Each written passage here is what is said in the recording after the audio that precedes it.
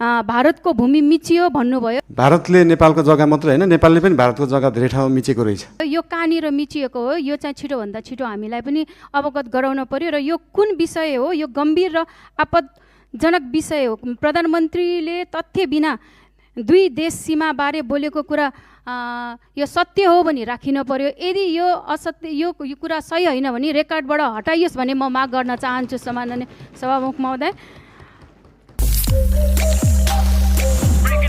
Extreme energy drink.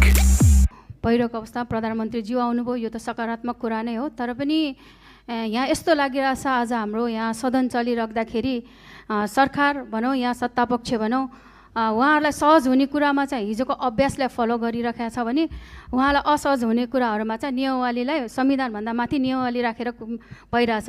तर म यो पक्षमा जान चाहेन। तर मैले एउटा कुरा चाहिँ यहाँ ध्यान आकर्षण के गराउन चाहेँ भने जुन सभामुख महोदय अघि हाम्रो आदरणीय सम्माननीय प्रधानमन्त्रीज्यूले भन्नुभएको थियो नेपाल भारत सीमा विवाद छन्, तर सम्माननीय प्रधानमन्त्रीले नेपालले पनि भारतको भूमि मिचियो भन्नुभयो। यो कहाँनिर मिचिएको हो, यो चाहिँ छिटोभन्दा छिटो हामीलाई पनि अवगत गराउन पर्यो र यो कुन विषय हो, यो गम्भीर र आपदजनक विषय हो। प्रधानमन्त्रीले तथ्य बिना दुई देश सीमाबारे बोलेको कुरा यो सत्य हो भनी राखिन पर्यो। यदि यो असत्य यो कुरा सही होइन भने रेकर्डबाट हटाइयोस् भन्ने म माग गर्न चाहन्छु सम्माननीय सभामुख महोदय।